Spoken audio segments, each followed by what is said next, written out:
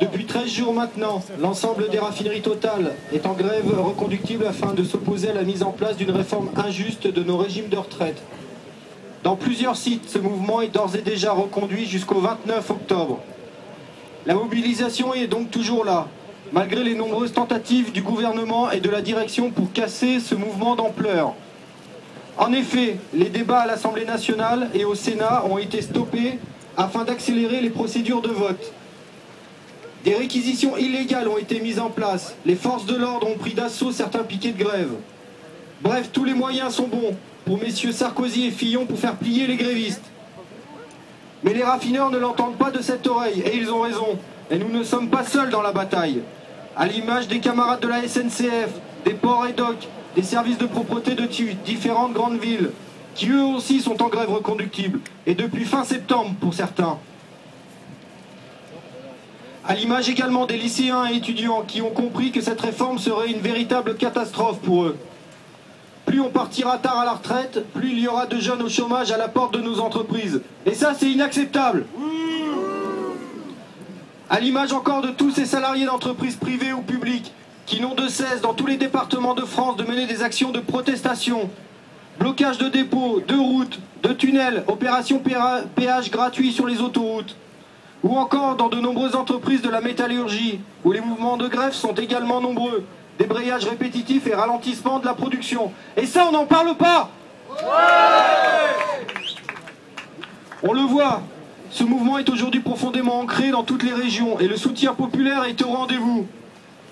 Les témoignages de solidarité reçus de partout en attestent. La solidarité financière qui s'est mise en place depuis plusieurs jours maintenant et qui fonctionne à plein est également un gage de l'adhésion d'une large part de la population à ce mouvement. Et ça non plus, on n'en parle pas. Alors même si la loi est à présent votée par les deux assemblées, elle n'est pas encore promulguée. Le président de la République peut encore montrer qu'il a entendu les citoyens de ce pays et ne pas signer le décret d'application. Et même s'il restait sourd, la loi pourrait encore être abrogée par les mêmes qui l'ont votée sous contrainte de l'Élysée. Maintenant, un rappel sur pourquoi on est dans la lutte. Tout simplement contre cette réforme qui est injuste et inefficace. Et oui, c'est pas en reculant l'âge légal de départ en retraite que ça va régler la problématique de nos régimes de retraite. Les questions de la pénibilité, encore une fois, qui n'ont pas été traitées, puisque l'État reste campé sur les 10% d'incapacité.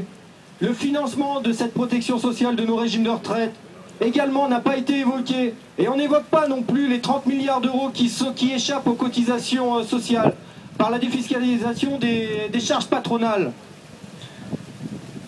Et donc à 85%, cette réforme est à 85% contribuée pour les salariés. C'est les salariés qui doivent financer à 85% cette réforme. Et ça, c'est inacceptable aussi. Comme je disais tout à l'heure, les effets de cette réforme, c'est 1 million d'emplois qui ne seront pas créés pour les jeunes. Maintenant, concernant l'atteinte au droit de grève, je vais vous en parler. Justement, c'est intéressant et revenir un peu sur l'historique. Le droit de grève et les réquisitions par les préfets. Le droit de grève, liberté fondamentale et protégé comme un droit de la personne du salarié, un droit légitime de défense, un droit de faire pression et pour se faire entendre. La réquisition de travailleurs et par ailleurs le préavis ou le service minimum qui restreignent la liberté de faire grève sont strictement encadrés par la loi. D'une part, et contrôlés par le juge judiciaire ou selon le cas ou par le juge administratif d'autre part.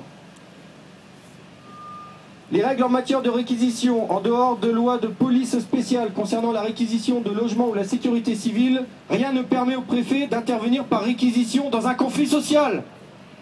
C'est par le détournement d'une modification du Code général des collectivités territoriales que le préfet tente de procéder à des réquisitions.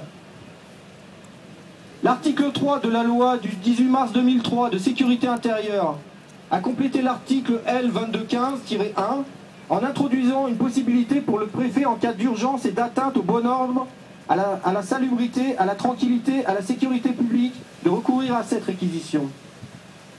Cette introduction a été faite par amendement gouvernemental et soutenue par le ministre de l'Intérieur de l'époque qui était un certain Nicolas Sarkozy. Il s'agissait, selon le ministre à l'époque, de faire face à des catastrophes naturelles, industrielles, à des risques sanitaires, à des urgences sociales, en faisant appel à des moyens matériels exceptionnels. À cette époque, il n'était pas question de donner des pouvoirs supplémentaires au préfet. C'est néanmoins ce texte à contours flous qui est détourné par les préfets depuis quelques années, mais par ailleurs encadré par les tribunaux. Et d'ailleurs, puisque les tribunaux, au niveau des actions qui ont été menées notamment sur Grandpuits et Gargenville, nous ont toujours donné raison. Et d'ailleurs, aujourd'hui, à 14 h, se tient au tribunal administratif de Melun ce référé. Nous aurons donc le résultat dans l'après-midi. Et si, le cas échéant, le tribunal nous donnait pas raison, eh ben nous irons au Conseil d'État. Le dossier est déjà prêt. Donc nous irons encore plus haut.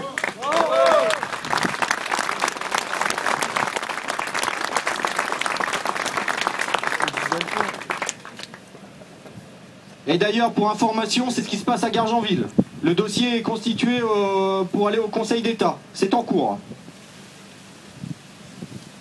Pour rappeler les événements, ce qu'il va y avoir cette semaine, il y a le vote solennel à l'Assemblée nationale, au Sénat, qui vont être mardi, mercredi, jeudi. Jeudi, la journée d'action interprofessionnelle. Et donc là encore, ça va nous permettre de jauger la motivation et la mobilisation qu'on ne doute pas de tous les Français qui veulent aller contre cette réforme. Et encore une fois, ce qu'ils veulent, et les organisations syndicales, c'est l'ouverture d'une véritable négociation au niveau national, chose qui n'a jamais été faite. Et pour mettre toutes les questions du financement, de la pénibilité pour les femmes, que tout soit mis sur la table. Puisque aucune organisation syndicale n'a jamais dit qu'il ne fallait pas de réforme. On est tous d'accord au niveau nationalement et local qu'il faut une réforme. Mais une réforme juste et efficace. Bravo.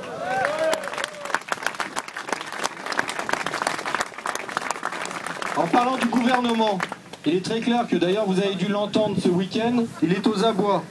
Puisqu'il est sur la stratégie d'apporter des produits finis.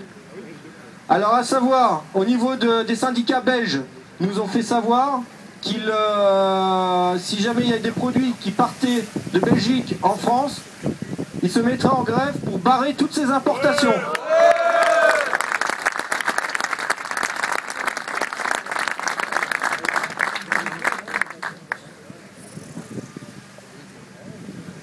J'invite les camarades des médias à aller voir dans toute la France, médiatiser à fond toutes les luttes qui se passent en France. Il n'y a pas que Grandpuits, toutes les usines, toutes les manifestations qui se passent en France. Il faut qu'on en parle. Sortez-le de l'ombre. Puisqu'il y a plein de camarades, il y a plein de citoyens qui sont en lutte, mais dont on n'en parle pas, et qui ont toute leur importance. Et ils se battent pour la même chose que nous.